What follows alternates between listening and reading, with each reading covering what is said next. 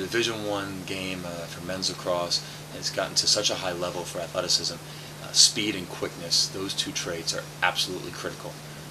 You just can't survive. You can't compete with the best institutions, the best lacrosse programs in the country, if your midfielders and your attackmen and your defensemen don't have great straight-ahead speed. And you need quickness side to side, the lateral, to be able to create space as an offensive player and limit the amount of space that's created as a defensive player.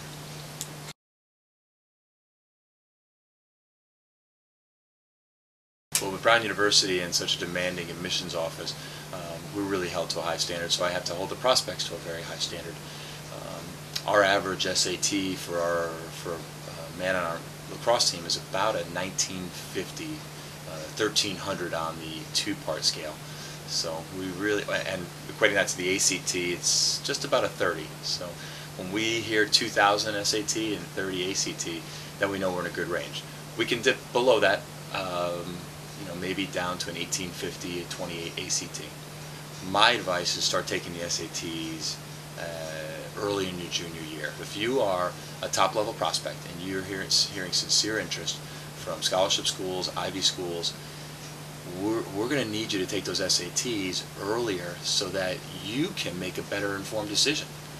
If we find out early on your SATs are going to be at a very high level, then with much more confidence, I'll be able to stare you in the eye and say, Brown University is a realistic option. And that'll allow you to make a better decision whether you should pass up on that scholarship that's just been offered to you and you know is going to expire much earlier than the July 1st date when Brown's going to be able to tell you can get in. Maybe we find out the SATs just didn't work, you're not going to hit the line that we need. And so early on you can make the decision, you know what, Brown's just not going to be a realistic choice, I better take that scholarship offer or pursue other options. So unfortunately, I'm fighting against what the guidance counselors may be telling you at your school right now. You really got to start thinking about taking them in October, November. So when we hit the new year, we've got a baseline of scores. Now you can retake them, and there's nothing that's going to hurt you in an admissions office. Wow, Lars, this is the 4th time he's taken the SATs. Our admissions people don't look at it that way. Now I'm not advocating that you take them 4 times. You got a lot of better things to do on Saturday mornings. But be prepared to take them 2-3 times. We do see people improve the 2nd time significantly, and then often that 3rd time. So it's something to start taking those SATs and ACTs early. Prep courses, that's up to you. If you want to spend the money to get a tutor, that's completely up to you. But repetition is great, and get it done as a junior. Taking the SATs as a senior for most prospects is too late. Just about every Ivy League school is done recruiting by September 1, and those SATs don't come around again until October. There's always a couple prospects that we're holding out a spot for, but for the most part, make sure you've taken those SATs or ACTs 2 or 3 times by the end of your junior year. The GPA is actually more critical, and maybe even more critical than GPA is the course schedule. I've learned in my 3 years here at Brown that the first thing I should do is not to look at the grades, how many A's, how many B's. Because when I sit with my admissions counselors, the first thing they look at is what classes is this boy taking. And so they want to see APs. Doesn't have to be all APs, but they want to see that this prospect has challenged himself at a high level for the school they're from. Now, if you're from a school that doesn't offer APs, isn't the greatest institution in the world, that's okay. As long as you're pushing yourself just about as hard as you can at that school. Now, if you go to an elite private school and there's tons of APs, well, the assumption is you're taking some of those APs. So they want to see that you're taking a challenging course load. Then the admissions director will look at, okay, what kind of grades are we doing in these? Because if you're taking a bunch of APs, they'll be more willing to take a few Bs. But if you're taking, just sort of run-of-the-mill courses, meanwhile there are APs available and you're getting Bs, it doesn't look so good.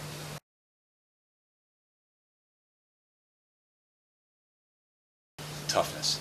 If I'm talking to a high school coach, a high school athletic director, guidance counselor, parents who know a prospect, and I get the feeling that this is somebody who's tough, somebody who's going to persevere in difficult situations, most likely exhibited through playing multiple sports, I get excited. If I hear the opposite, I start leaning away from that prospect. when you deal with us college coaches, we can be great guys sitting on the couch talking to your mom and dad in a home visit. But boy, when it comes down to tough practices and game times, we're going to demand everything out of you. And you need to know that we need to know that when we've had 3 turnovers in a row and things aren't going well and a call just went against us, are you going to persevere? Are you going to suck it up and be tough, or are you going to just wilt away? So toughness is so critical, in my opinion, for when we look for recruits. I alluded to earlier the multiple sports. Lacrosse nowadays at the college level is just about a year-round adventure. And if you've only played lacrosse in high school, you're not ready for, in my opinion, 9 to 10 months of athleticism, of pushing yourself. So we look for the multiple sport athletes. Plus, I think if you're playing a couple sports, you school pride. You like putting your school and the colors on your chest much more often. You're competitive, and bottom line, we need competitive, spirited men to overcome maybe teams that have a little bit more scholarship money and more athleticism. But if we've got the right type of souls, the right spirits, we feel like we can compete with anybody. So that's critical in our recruiting, is finding toughness, men who play multiple sports and are competitive.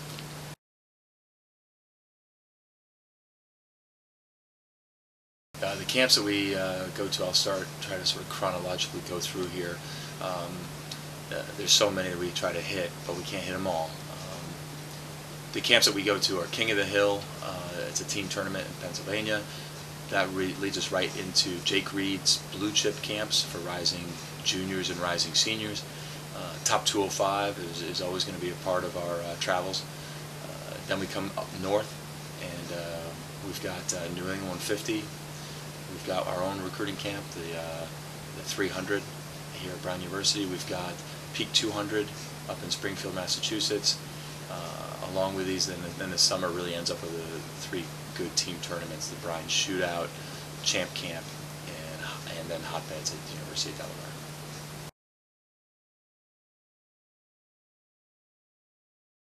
Great question. How many of these events should you go to?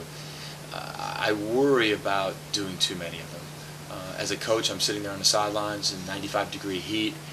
I'm hot. I'm having a tough time focusing. I can't imagine what the prospect is doing if you've been to 3 of these in a row. And so my recommendation is, maybe 2 or 3 of the recruiting camps, and what we might call a meat market. Just don't do too many of those. Again, I don't know that you're tired. I don't know that you've been on the lacrosse field for 8 straight days, and there I am evaluating you, sure, on skills, on speed, on quickness, but I'm also watching for toughness and desire for a tough, loose ground ball. And if you're tired, are you going to go get that thing? So make sure you keep yourself fresh. Don't overdo it. I certainly understand you want to get in front of as many coaches as possible, but there comes a point where enough is enough, and you got to make sure you're fresh every time you step on the field.